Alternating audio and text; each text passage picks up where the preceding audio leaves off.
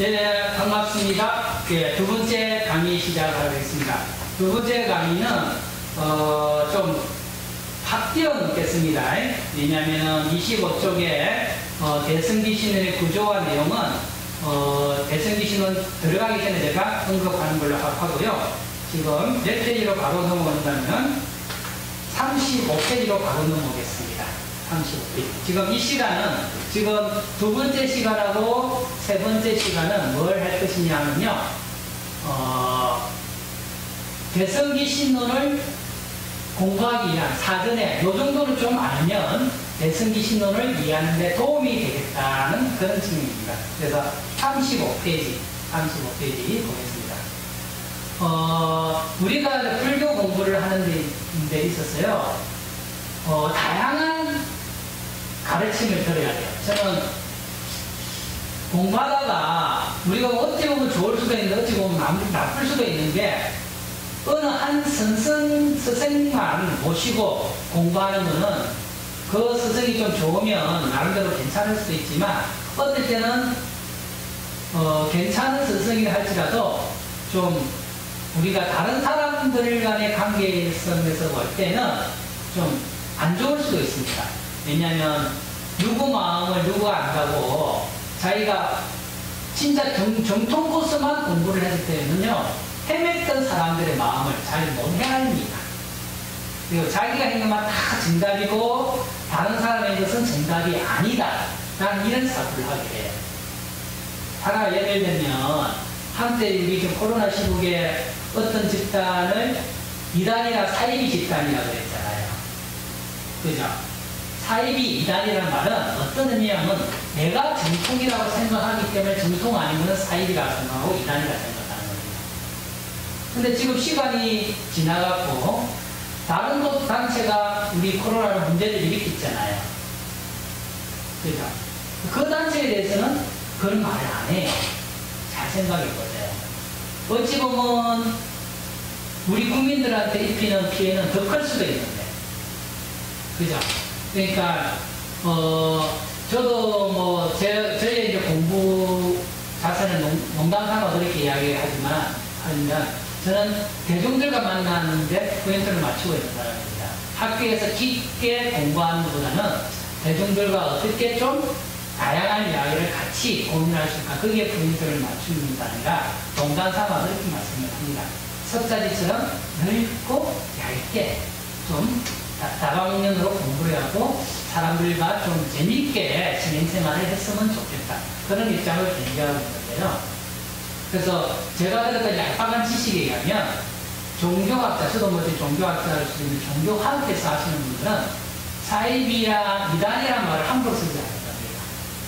왜냐하면 사이비라 이단이라는 말은 내가 정통이기 때문에 정통이고 내와 다른 것은 아니다라는 그런, 어찌 보면 이부적인 사고가 있기 때문이라는 거예요. 다른 종교를 보십시오. 어떤 종교는 한때 이단이라고 그렇게 속각지를 많이 했는데 지금은 같은 그룹을 형성하고 있습니다. 그래서 우리가 자기가 정통이라고 고집하는 순간 다른 사람을 약간 하대하는 그런 경향들이 있습니다. 그래서 늘 불교 공부를 할 때는 저는 조심하고 조심해야 될 게 규정 짓는다는 것에 대해서는 좀 더 고민해야 되고 다른 사람 의견에 대해서도 좀 청취할 수 있는 그런 것이 필요합니다. 그리고 내가 지금 공부했던 것에 대해서 다시 한번 반추해보는 그런 것도 필요합니다. 그런 의미에서 지금 두 번째 강의는 여러분들이 좀 생소할 수도 있고 또 어떻게 저 사람은 저렇게 생각하지라고 생각할 수 있는 부분입니다. 왜냐하면 연기법을 이야기할 건데요. 저도 불교 공부한 지가 지금 뭐 신행생활까지 합치면 굉장히 긴 세월이고요. 불교를 경전을 통해서 또 여러 스님이 남겨진 책을 통해서 공부한 것에도 몇십 년이 되는데요. 그 몇십 년 동안 똑같은 생각을 가지고 있지는 않습니다. 저도 한때는 또 일반적인 사고로도 생각하다가 뭔가 부족하다고 해갖고 다른 인연으로 다르게 사고하는 그런 것들이 있거든요. 네, 지금 여러분하고 이야기하는 연기법이 좀 그런 개념입니다. 그래서 연기법을 어떻게 이해하느냐에 따라서 불교를 좀 더 다른 방법으로 이해할 수 있는 그런 계기가 될 수 있습니다. 그래서 여러분이 잘 안다고 생각하는 연기법일 수도 있겠지만 우리 교재를 통해서 다시 한번 생각해보고 제가 강조하는 연기법 뭔가는요, 마음의 연기법입니다. 일단 결론부터 말씀을 드린 겁니다. 저는 마음 간의 관계를 설명한 게 부처님이 말하고자 하는 연기법의 핵심이다 라고 이야기를 하는 거죠. 그래서 일단 보면 35페이지 보면 우리가 많이 봤던 내용을 보고입니다. 제목이 보면 저 아예 제목 자체를 이렇게 달았습니다. 연기법, 마음작용 간의 관계. 연기법, 마음작용 간의 관계. 그래서 연기를 보는 자, 법을 본다. 이 법이라는 개념을 여러 가지 생각을 해야 되는데, 여기서는 법은 뭐 가르침, 진여, 뭐 그거는 의미일 수가 있겠죠. 그래서 보면, 사람들이 가끔 이런 질문을 할 수도 있고, 저도 뭐 그런 질문을 받고 질문을 했는데요. 불교가 다른 사상하고 가장 구별되는 가르침 하나를 꼽으라고 하는 건 뭐냐면 바로 연기법입니다. 그래서 그만큼 연기법은 굉장히 중요합니다. 그래서 경전에 보면, 여기 보지만 경전에 이렇게 등록이 되어 있습니다. 연기를 보는 자는 법을 보고, 법을 보는 자는 연기를 본다. 그 다음에 연기를 보는 자는 법을 보고, 법을 보는 자는 부처님을 본다. 연기, 법, 부처님. 여기서 보면 법을 본다거나 부처님을 본다는 말은 깨달았다는 말이라고 저는 얘기합니다. 연기를 보는 자, 법을 보고, 법을 보는 자, 부처님을 본다. 이 깨달았다는 말에 해당되는데요. 그래서 자연스럽게 36페이지로 넘어오겠습니다. 그러면 불교가 다른 가르침과 가장 구별되는 것이 연기법이고, 연기법이 중요하되었고, 저를 포함한 많은 사람들이 연기법에 대해서 이야기를 합니다. 그런데 경전에 의하면 연기를 보는 자, 법을 보고, 법을 보는 자, 부처님을 본다라고 했어요. 법을 본다거나 부처님을 본다는 말은 깨달았다는 말인데, 그럼 제가 이렇게 연기를 설명하고 있는 제가 깨달았느냐? 저는 안 깨달았습니다. 그냥 제 나름대로 생각한 연기법을 이렇게 이야기를 하는 거죠. 그래서 제가 말하는 연기법도 제가 이해한 연기법이지 부처님이 말씀하신 연기법과 100% 일치한다고 저는 못합니다. 그럼 다른 사람의 경우는 어떻게 하는가? 그것도 여러 가지로 생각을 해야겠죠. 깨달으신 분이 말씀하신 것이 있고 아닌 경우도 있고. 아까도 첫째 시간에 말씀드렸다시피 깨달으신 분이 말씀하신 연기법이라 할지라도 듣는 내가 안 깨달았기 때문에 제 입장에서 이해를 하는 겁니다. 제 입장에서. 그렇기 때문에 연기법에 대해서 다양하게 이해할 수 있고, 결국은 여러분이 이제 공부를 계속 하시다 보면 그런 이야기를 들을 수 있고, 그전에 들을 수도 있는데, 책도 보면 부처님이 말씀하신 연기법에 대해서 여러 가지 가정을 넣습니다. 전문 용어로 이야기하면 듣고 하려고 그러세요. 도파 불교시대에 억감 연기설, 그 다음에 60대 아리아 연기설, 나중에 열애장 연기설, 법계 연기설, 이렇게 쭉 흘러가는데, 연기설이 포인트이기 때문에 이런 이야기를 하는 겁니다. 그런데 우리가 연기법에 대해서 진짜 핵심을 정확하게 인지하고 있느냐, 이건 한번 다시 관찰해보자는 의미에서 이렇게 이야기를 드린 거예요. 그래서 보면 자연스럽게 37페이지 넘어옵니다. 37페이지. 두 번째, 연기의 핵심은 마음이다. 연기의 핵심은 마음이다. 왜 제가 이 말씀을 드리는가면요, 그냥 본문에 있는 내용을 보면서 말씀을 드릴게요. 여기 지금 계시는 우리 불자님들이 연기법 왜 그걸 몰라라고 하는 적도 있고, 마르고 닳도록 들었던 내용이 연기법이라고 자신있게 이야기하는데, 과연 우리가 알고 있는 연기법이 부처님이 말하고자 하는 핵심일까를 고민해보자는 거예요. 37페이지 천천히 읽으면서 하겠습니다. 왜냐하면 이거는 좀 사고를 좀 해야 돼요. 저는 불교 공부를 수행이나 여러 가지 할 때는 별수의 생각을 내려놔야 돼요. 생각을 내렸고, 간생보살, 간생보살을 연호하는 내와 하나가 돼야 돼요. 그렇지만, 이렇게 글자 공부를 할 때는 끊임없이 이렇게도 생각해보고, 저렇게도 생각해봐야 돼요. 그래서, 불교 공부를 하시는 분들은, 과학적으로 공부를 하시는 분들은 망상을 많이 표현해야 됩니다. 여러 가지 생각을 망상을 많이 해야 됩니다. 지금 방송으로 하니까 제가 일방적으로 하니까 피드백이 없으니까 약간 몸이 건조한데요. 제가 이런 이야기하면 약간 사람들이 분위기가 참 좋은데 그렇습니다. 하여튼 저는 불교 공부하는 사람들은 망상 배실자를 자주 다니라고 해요. 망상을 많이 해야 됩니다. 저는 생각이고, 저는 생각. 그래서 보면 일단 37페이지 보겠습니다. 자, 연기의 핵심은 아까 마이크를 안 들고 했는데 어떻게 된지 모르겠습니다. 37쪽 연기의 핵심은 마음이다. 연기의 핵심은 마음이다. 보면 글자 그대로 보면 연기를 글자 그대로 해석하면 서로 인연하여 일어나는 것, 다른 것과 관계를 맺어 일어나는 것 등의 뜻이 됩니다. 그죠? 보통 보면 우리 연기법 하면 서로 인연하여 일어나는 것, 서로 관계, 그러니까 인연, 연기법, 서로 관계하여 일어나다 이렇게 이야기합니다. 그래서 이러한 바탕으로 이런 이야기를 많이 하죠.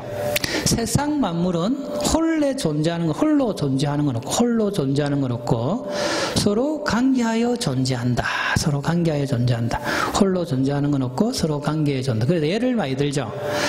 물은 산소와 수소로 되어 있고 우리가 먹는 쌀 한 톨에도 다양한 인연이 서로 얽혀 있다.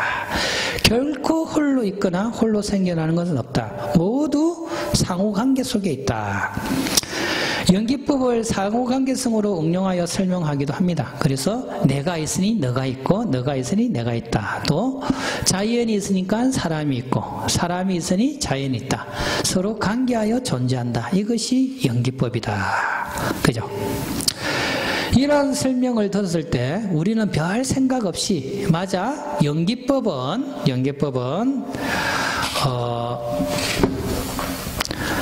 위대한 가르침이다. 세상은 결코 홀로 존재하는 것은 없어. 서로 관계 지어져 있어. 역시 부처님의 가르침은 탁월해 하면서 감탄합니다. 그러면서 그 설명이 연기법의 핵심이라고 합니다. 다시 하면 연기법을 우리가 처음 들을 때 서로 관계하여 있다. 그래서 사물과 사물과의 관계. 물은 산소와 수소로 되어 있고 내가 있으니까 너가 있고 너가 있으니까 내가 있고 자연이 있으니까 인간이 있고 인간이 있으니까 자연이 있다. 다 모든 것은 관계되어 있다. 홀로 존재하는 건 없다. 이렇게 이제 연기법을 많이 설명을 해요. 그죠? 그러면서 맞아. 다 관계되어 있지. 홀로 존재하는 건 없지. 부처님 가르침은 탁월해. 이렇게 이야기합니다. 그런데 늘 우리는 의심을 가져야 돼요. 과연 이러한 내용이 불교만의 가르침일까?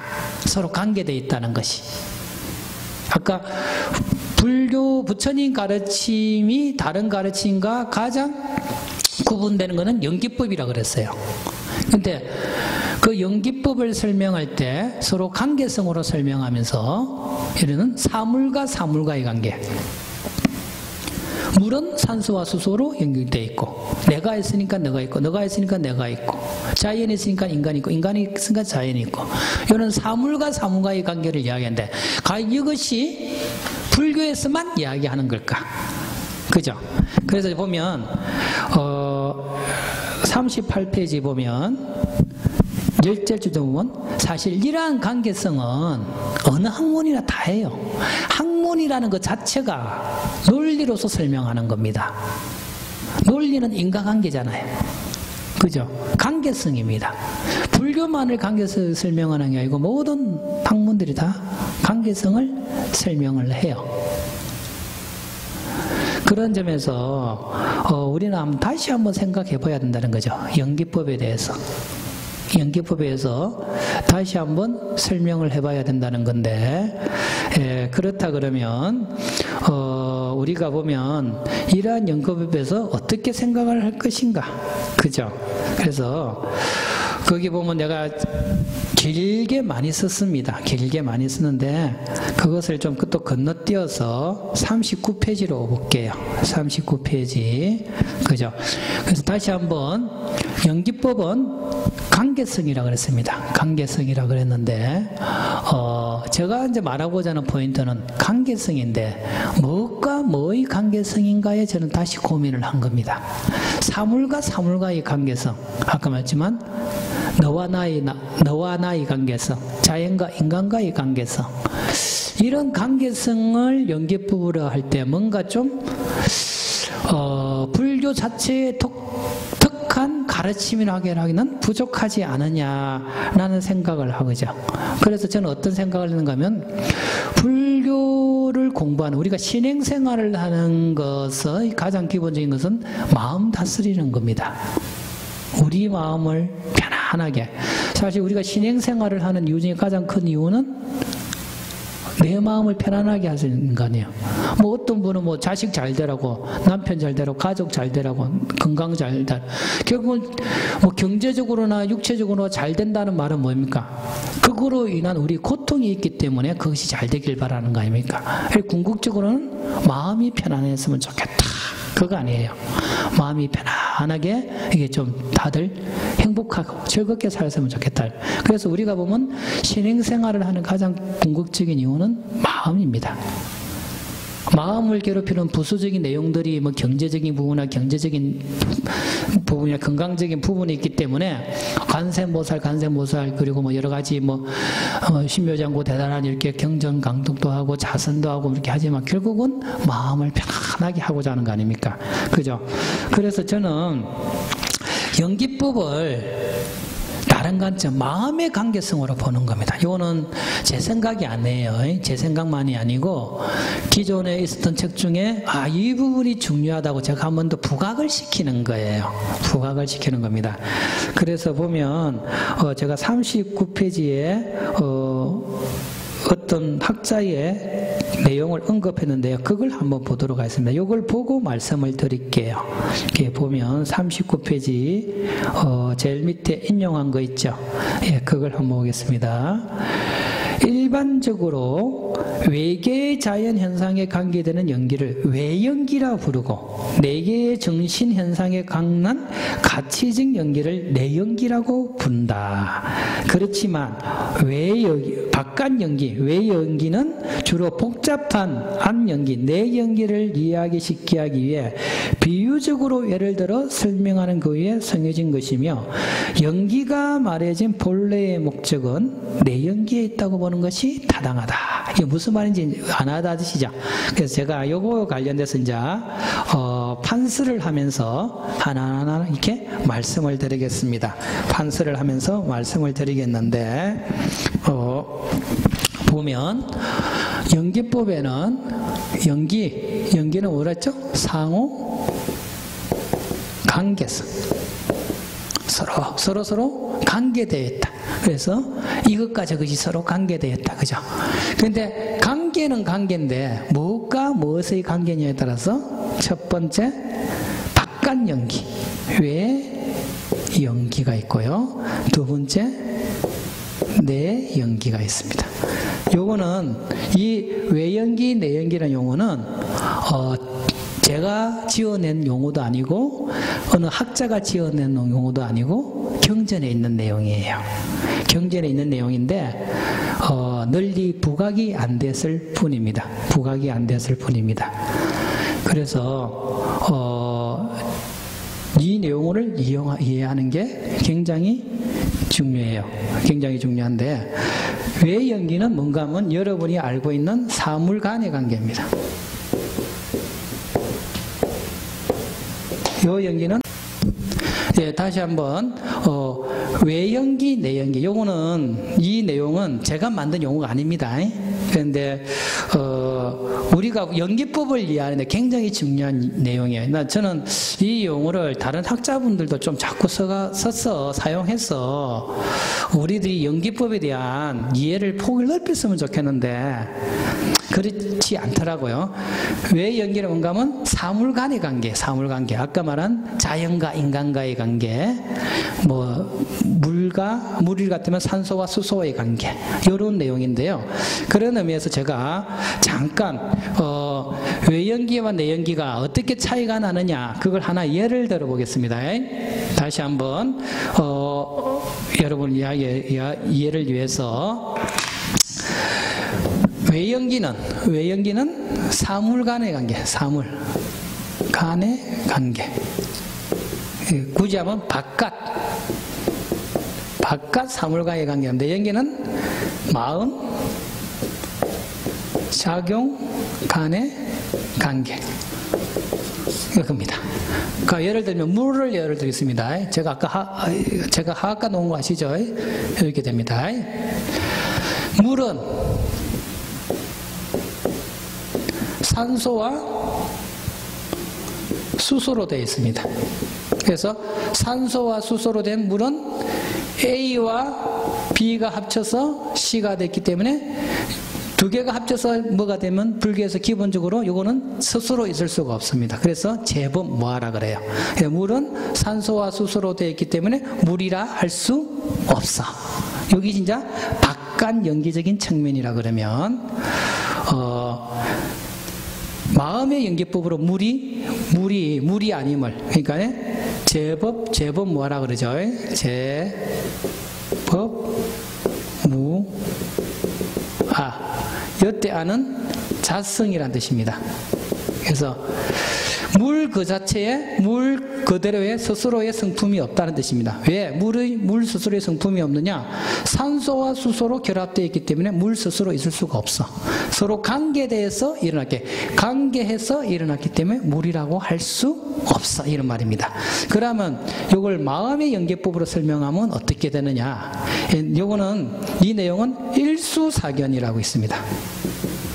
경전이나 스님들 보면 하나의 물에 대해서 네 가지의 견해가 있다. 하나의 물에 대해서 네 가지의 견해가 있다.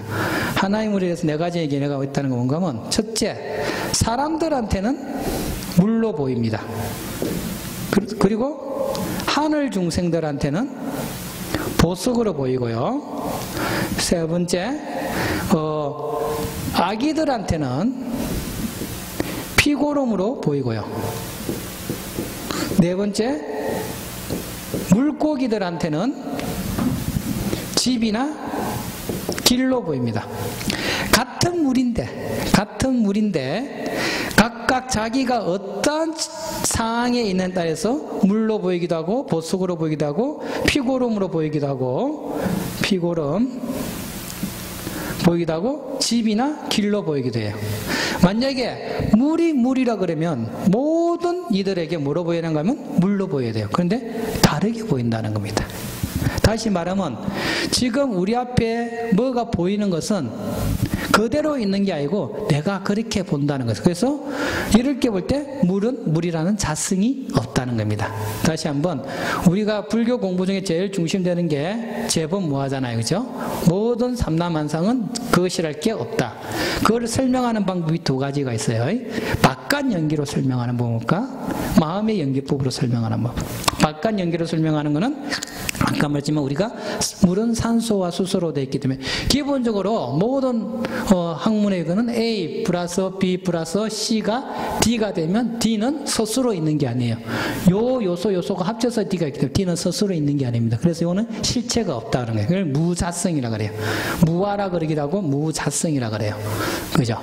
이렇기 때문에 제법 무아라 이렇게 설명할 수도 있고요. 그 다음에 아까 말씀드렸다시피 그 중생이 어떠한 입장에 있느냐에 따라서 이렇게 다르게 보인다는 거죠.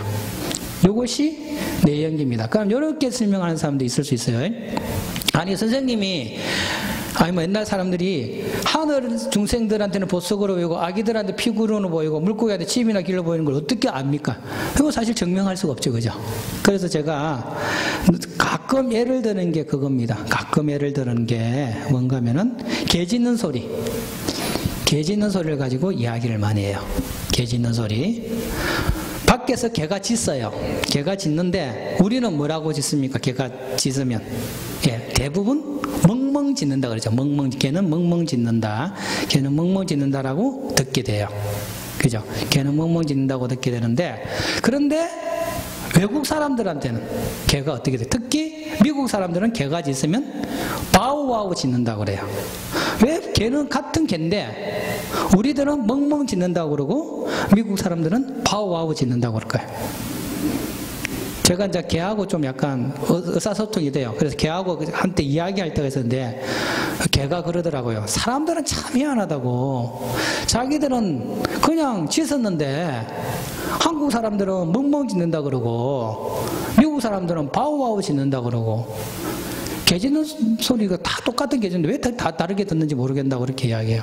왜 우리는 멍멍 짖는다고 그러고 미국 사람은 바우바우 짖는다고 그럴까요? 왈왈 짖는다고 하는 분도 있습니다.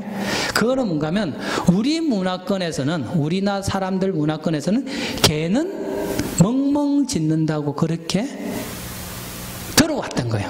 교육받아 왔던 거고 배워왔던 겁니다. 그래서 그 배워왔던 것이 어딘가에 저장되어 있다가 그 어딘가에 저장되어 있다는 것은 일단 나중에 공부하면 이제 마음에 저장되어 있다가 개가 짖는 순간 우리는 그 개 짖는 소리를 듣는 게 아니고 우리 마음속에 저장되어 있던 개 짖는 소리가 나가서 덧칠해서 멍멍 짖는다고 보는 거예요.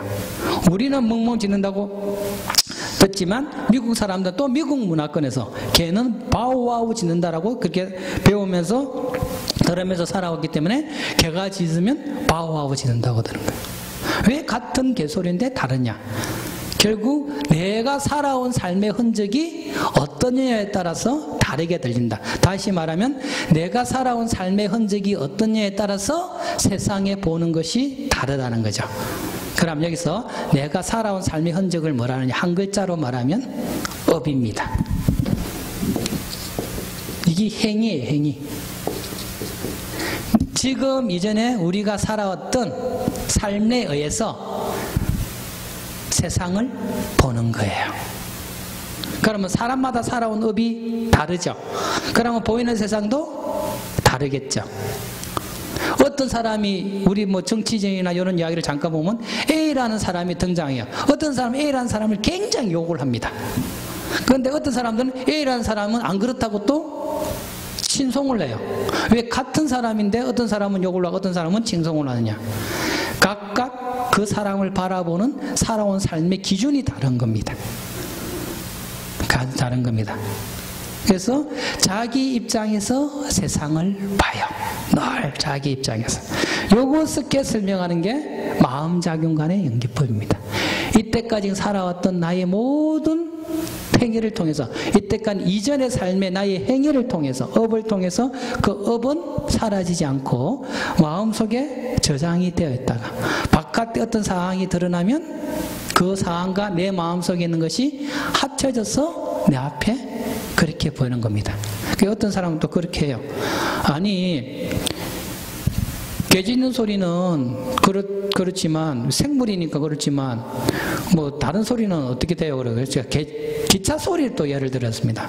기차 소리 같은 경우에는 어떻게 소리 나죠? 예, 대부분 칙칙폭폭이라 그래요. 그건 또 우스운 소리예요. 그 신도림이나 그 철도 옆에 가보세요. 칙칙폭폭 하는지 한번 씩 지나가고 끝입니다. 그런데 우리는 그 과거에 기차는 칙칙폭폭한다는 전기기관차 그걸 생각이죠. 그래서 기차는 칙칙폭폭이라고 생각을 하고 있는 거죠. 근데 또 미국 사람들한테는 기차 소리는 어떻게 들리느냐? 추추 이렇게 들린대요. 추추. 그래서 여러분 잘 아시는 그 추신수 야구 선수가 왜 추추 트레인가 아시나요? 바로 추신수를 미국식으로 이름하면 신수추예요. 신수추. 수추가 미국 사람들한테는 추추로 들리는 거예요. 그래서 추추 트레인, 추추 기차 이렇게 한 거예요. 그래서 같은 기차인데도 우리들한테는 칙칙폭폭, 미국 사람들한테는 추추, 또 다른 나라 사람들은 또 다르게 들리겠죠. 그것은 왜 그러냐? 살아온 삶의 환경과 배워왔던 것이 다르기 때문에. 다시 말하면 지금 우리가 살고 있는 지금 나도 그렇고 여러분도 그렇고 상황에 따라서 보는 게 다르다는 겁니다. 지금 강의를 듣고 있는 여러분이 제 강의가 재밌으면 유튜브에 빠질 거, 이 강의에 빠질 것이고 강의가 무슨 소리인지 모르는 사람은 아 저거 빨리 안 끝나나 하고 다 하겠죠. 모든 사람이 이 강의가 재미일 수는 없어요. 모든 사람이 이 강의가 싫을 수는 없어요. 그죠? 그러니까 자기가 어떤 삶의 흔적에 있느냐에 따라서 달라질 겁니다. 아, 전생에 좋은 일을 많이 한 사람들은 제 강의가 재밌을 거고요. 전생에 별로 안 좋은 일 한 사람은 강의가 안 재밌을 수도 있습니다. 하여튼 여러 가지 자기 삶이 어떻게 해서 업이라는 것은 단순한 숙명이 아니에요. 숙명이 아니고 지금 이전에 내가 살아왔던 삶의 행위들이 다 업이고 그 업들은 사라지지 않고 어딘가에 저장되어 있죠. 그 어딘가에 불교에서는 마음이라고 그래요. 나중에 말하지만 마음은 저장의 뜻이 있습니다. 저장의 뜻이 있습니다. 그래서 제가 왜 이 말씀을 드리느냐, 불교는 마음 다스리는 공부입니다. 마음 다스리는 공부이기 때문에 연기법을 바깥 사물과 사물과의 관계성으로만 설명을 하면은 이런 마음을 어떻게 수행하고 어떻게 볼 것인가에 대한 부분이 좀 약해져요. 그래서 저는 의도적으로 연기법을 설명을 하고 꼭 그것을 포인트를 마음 작용 간의 관계로 포인트를 맞춥니다. 그런데 마음이라는 게 보이질 않잖아요. 설명하기 힘들잖아요. 그리고 오늘날에는 우리 사람들은 바깥에 굉장히 발달되어 있잖아요. 부처님 당시에도 그랬나 봐요. 눈에 보인 것에 발달되어 있고 내적인 부분이 약하잖아요. 그러니까 사람들한테 바깥에 있는 관계성을 설명을 하는 겁니다. 모든 것은 다 관계되어 있어. 모든 것은 관계다. 여러 일반 사람들이 알고 있는 것을 설명함으로써 관계성을 포인트로 하고 그 결국 뭐냐?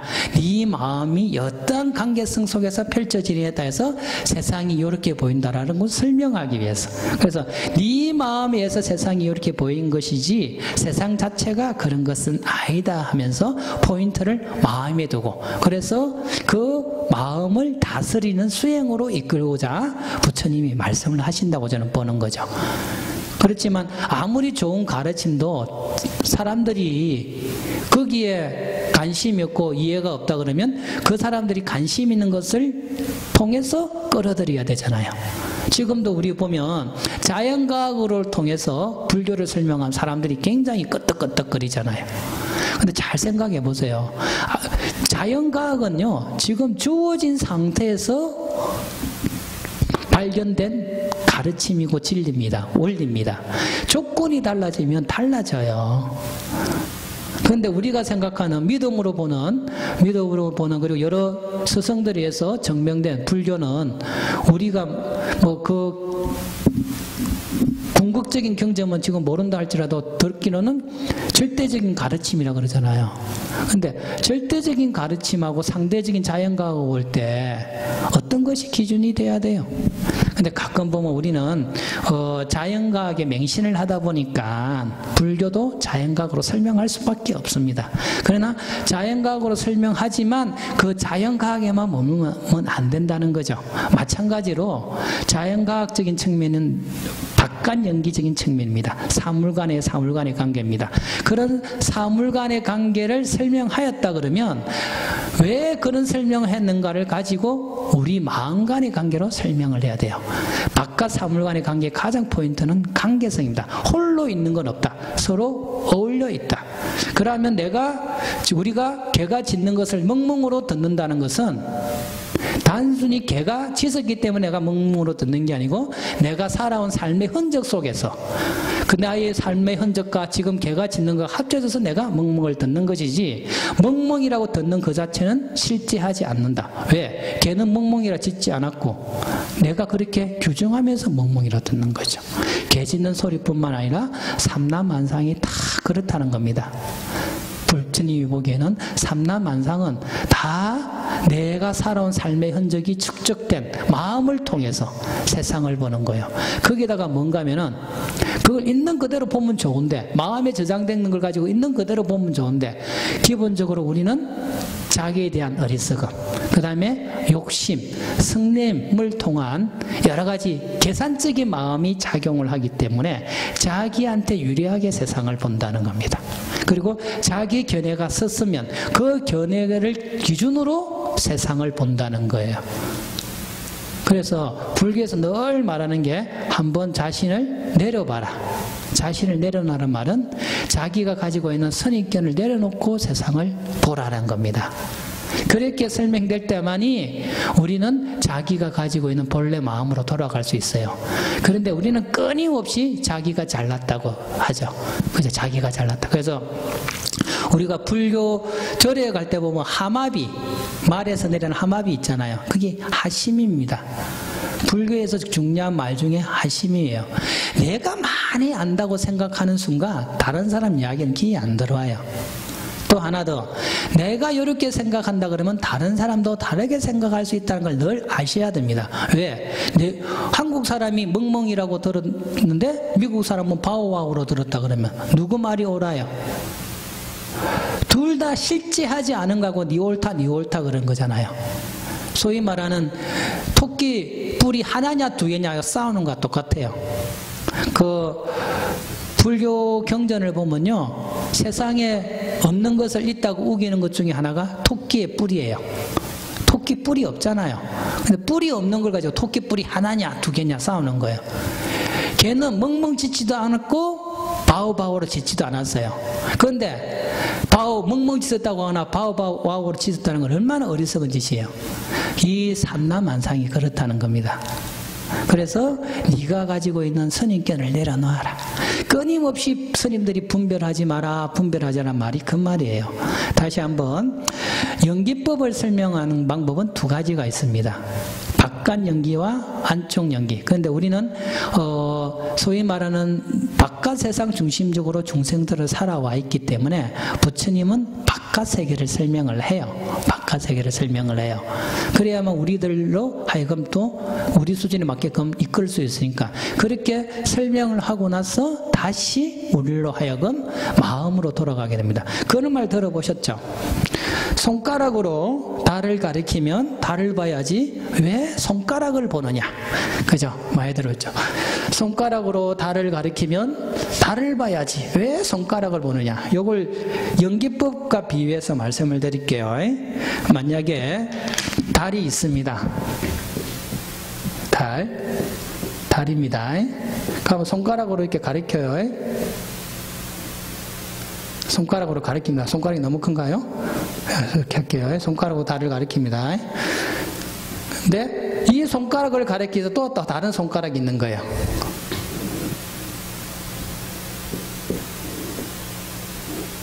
여기 만약에 부처님의 말하는 진여라 그러면 이 진여를 가리키기 위해서 여기 내연기라는 가르침입니다.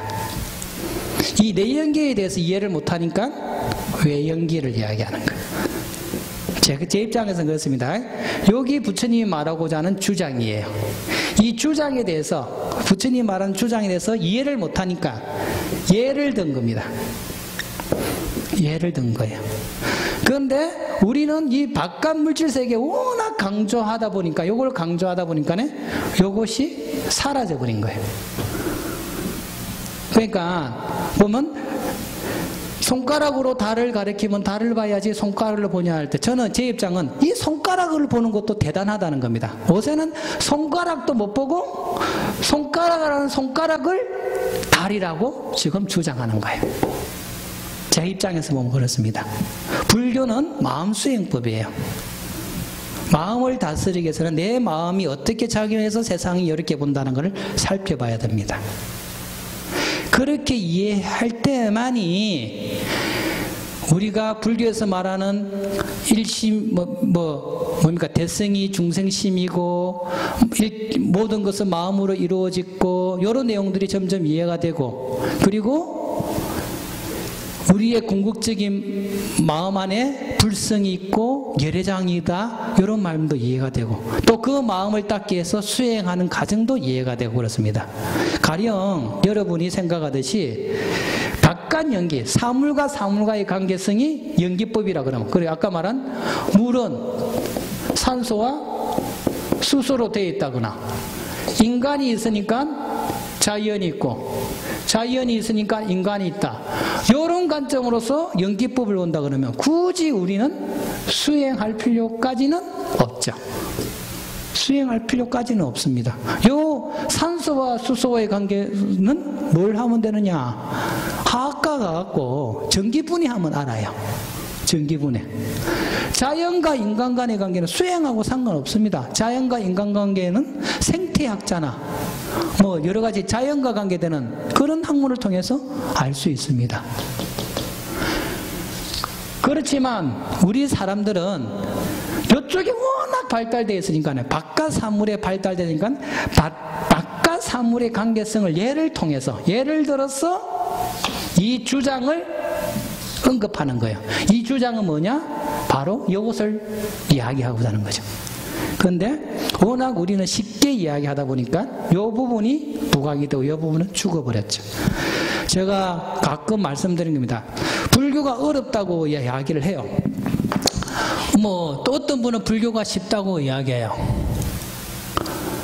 저 개인적으로는 불교는 많이 어렵습니다. 그래서 여러분들은 될 수 있는 대로 쉽게 이야기하려고 접근을 하는데 쉬운 게 반드시 정답은 아니에요. 뭐 어려운 것이 반드시 정답은 아닌 것 마찬가지로 오히려 그냥 접했던 쉽게 접했던 내용이 더 우리의 신행생활을 힘들게 할 수도 있습니다. 왜냐하면 우리 저뿐만 아니라 많은 여러분을 만나는 스님들이든 강사님들은 여러분의 입장에서 끊임없이 이야기해 주려고 그래요. 여러분의 입장에서 듣는 가르침은 영양가가 없습니다. 우리가 이 귀한 시간을 통해서 지금 뭐 강의실에 와서 수업을 듣든 지금 방송으로 듣든 여러분이 귀한 시간을 내잖아요. 이 공부하는 시간은 여러분의 사고를 확인하는 시간이 아닙니다. 아, 맞아 하고 이렇게 박수 치는 것도 좋지만 우리 공부하는 시간은 자기의 사고를 확인하는 시간이 아니고 가장 좋은 것은 자기의 사고를 한번 뒤엎는 그런 계기가 있어야 돼요. 야, 내가 이때까지 이렇게 생각했는데 왜 저 사람은 저렇게 생각하지 하고 그런 고민하는 시간을 줘야 돼요. 끊임없이 고민을 던져줘야 됩니다. 그래서 저는 연기법에 대해서 다시 한번 사고했으면 좋겠다는 의미에서 아까 읽었던 내용을 다시 한번 볼게요. 이제 이해가 될 겁니다. 제 이야기를 들어보면 39쪽 다시 한번 보겠습니다. 보십시오. 왜냐하면 제 사고로만 이야기하면 뭐든지 학문은 그렇습니다. 자기 사고로만 이야기하면 신뢰가 없기 때문에 다른 사람 이야기를 가져올 수밖에 없어요. 경전 이야기를 가져오고 다른 사람 어떤 이야기를 가져올 수밖에 없는데 39페이지 보겠습니다. 일반적으로 외계의 자연현상에 관계되는 연기를 외연기, 바깥연기라고 부르고 네 개의 정신현상에 관한 가치적 연기를 내연기라고 부르기로 한다. 뭐 어렵게 생각하지 마세요. 바깥연기, 안연기 요는 게 바깥연기는 사물과 사물과의 관계, 안연기, 내연기는 마음작용 간의 관계. 그렇지만 바깥연기는 주로 복잡한 내연기를 이해하기 쉽게 하기 위해 비유적으로 예를 들어 설명하는 교회에 쓰여진 것이며, 다시 말하면 바깥연기는 마음의 연기법, 내연기를 설명하기 위해서 비유적으로 쓰인 거란 거죠. 그래서 연기가 말해진 본래의 목적은 내 연기에 있다고 보는 것이 타당하다. 그죠? 제가 말씀드린 게 이겁니다. 불교에서 말하고자 하는 포인트는 사물과 사물과의 관계성이 아니고요. 내 마음이 어떻는가에 따라서 지금 세상이 이렇게 펼쳐져 있다는 겁니다. 가령 배고플 때 먹는 짜장면 있죠. 얼마나 맛있어요. 그런데 다 요리가 순서대로 다 넣고 먹고 나서 뭐 팔보채 뭐 유산슬 다 먹고 나서 짜장면 넣을 때 그게 맛있어요? 어무방어진이지. 그죠? 같은 짜장면이라도 내가 어떤 상황에 따라서 다른 거예요. 그죠? 각각 자기의 입장에서 세상을 보는 겁니다. 그 자기 입장이란 건 뭔가 하면 지금 이전에 살아온 삶을 통해서 축적된 업의 결과물인 거예요. 그래서 우리가 뭐 업장소멸 있잖아요. 뭐 팔자를 녹아 없앤다는 의미에서 업장소멸일 수도 있고요. 이 관점에서 보면 업장소멸은 뭐냐? 나의 선입견이 없이 있는 세상을 있는 그대로 본다는 겁니다. 선입견 없이 세상을 보면 다른 사람 이야기에 귀를 들을 수 있겠죠. 그래서 저는 연기법을 이렇게 생각을 합니다. 연기법을 이렇게 생각을 하기 때문에 42페이지 이것도 한번 보고 넘어갈게요. 왜냐하면 12연계 요낙 유명한 말입니다. 42쪽에 보면 12연계 요는 마음의 연기법이다. 왜냐하면 12연계는 많이 들어보셨죠? 무명에서 행을 읽고 그런데 연기법 하면 감초처럼 등장하는 게 있습니다. 연기법 하면 감초처럼 등장하는 게 이겁니다. 42페이지 보면 이것이 있으므로 저것이 있고 이것이 생김으로 저것이 생긴다. 이것이 없으므로 저것이 없고 이것이 사라짐으로 저것이 사라진다. 많이 들어보셨을 겁니다. 한번 기십 번은 들어보실 겁니다. 그런데 이것이 있으므로 저것이 있고 이것이 생김으로 저것이 생긴다. 이것이 없으므로 저것이 없고 이것이 사라짐으로 저것이 생긴다. 이걸 연기 공식이라고 그러고 상호 관계성이라고 이야기를 하는데요.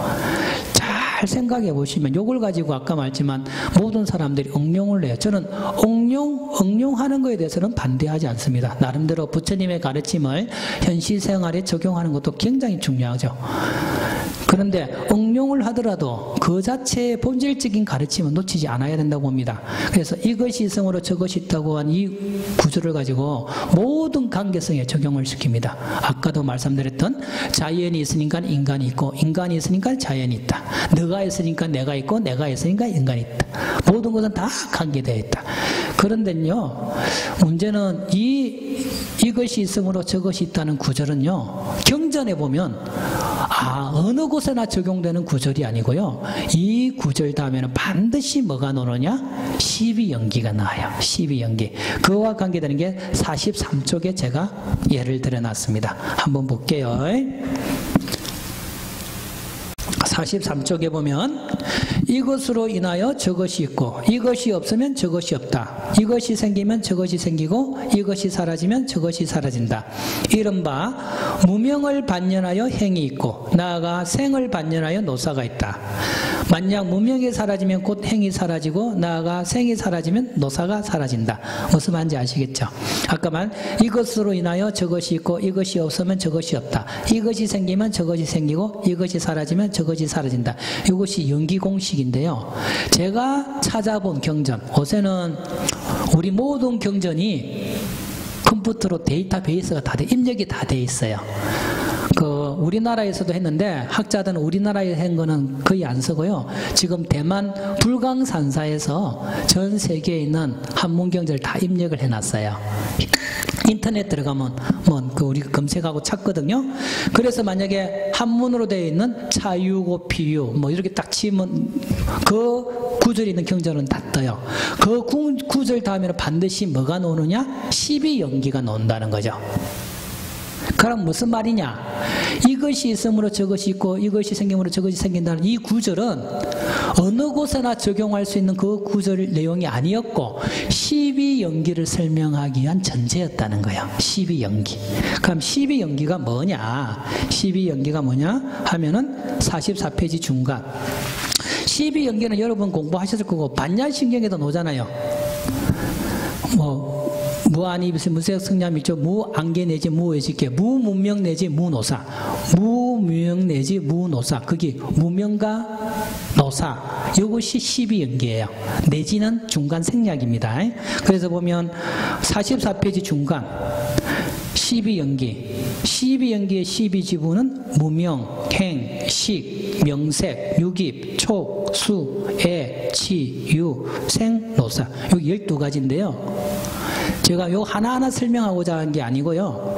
다 보면 무명이나 행이나 식이나 명색이나 유깁이나 촉, 수, 애치 등등이 다 마음과 관계된다는 거예요. 무명은 어리석음이죠. 마음이 어리석음이에요. 행은 마음으로 해서 일어난 행위를 행위라 그래요. 마음이 중심이 되었고 구업을 짓고 신업을 짓고 의업을 지어요. 그런 행들은 사라지지 않고 남아있어요. 어디에 남아있느냐? 식에 남아있어요. 이 식은 결국 뭐로 나눠지느냐? 이름 붙이는 것과 이름 붙이는 대상, 명색으로 나눠져요. 유깁은 뭐냐? 대상을 받아들이는 기관이에요. 안이비설신이에요. 그러니까 촉은 뭐냐? 인식기관과 인식대상이 합쳐지는 거예요. 촉이에요. 그 촉하는 순간 그 인식대상을 받아들이는 게 수예요. 받아들이는 거에서 사랑을 드리는 게 애예요. 애욕을 가지니까 그걸 가지고 싶어 해요. 치예요. 가지고 싶어 하는 순간 그 대상을 실제화시키는 게 유예요. 그것이 나한테 드러난 걸 생이라 그러고 변해서 사라진 걸 노사라 그래요. 그래서 시비연기 다 지분이 마음입니다. 마음 관계성이라는 거죠. 내가 어리석음에서 온갖 업을 짓고 그 업에 의해서 또 온갖 또 집착을 하며 살아가고 또 돌고 돈다. 이게 시비연기예요. 그래서 이 시비연기의 사슬을 끊으려면 어떻게 하느냐? 무명을 명으로 바꾸라는 거죠. 명은 지혜를 말합니다. 무명, 명이 없으니까 어리석음이죠. 다시 말하면 우리가 수행을 하는 이유는 바로 이 어리석음을 지혜로 드러나게 하는 거예요. 그래서 자 시간이 거의 다 됐으니까 말씀을 드리면 연기법을 바깥 세상의 관계성에 포인트를 맞추면 불교 공부하는데 좀 제가 볼 때는 확장성이 약합니다. 넓게 보기가 힘들어요. 연기법을 마음을 중심으로 볼 수 있다 그러면 제가 볼 때는 여러분은 굉장히 많은 것을 볼 수 있지 않을까 싶어요. 그런데 좀 제가 이런 말을 한다고 해서 뭐 바깥 연기의 관계를 부정하는 건 아니에요. 바깥 연기의 관계를 부정하는 게 아니고 부처님이 말하고자 하는 연기법의 핵심이 뭐냐? 저는 바깥 연기의 포인트가 있는 게 아니고 내 마음의 관계성에 포인트가 있는 겁니다. 그 내 마음의 관계성 속에서 함께 바깥 연기도 보는 게 우리 마음 다스리는 신행생활하는 데 도움이 되지 않을까 하는 생각이 듭니다. 하여튼 두 번째 시간은 이 정도로 규정을 하고요. 세 번째 시간은 여러분이 잘 아는 일체 유심조를 가지고 한번 공부를 해보도록 하겠습니다. 예.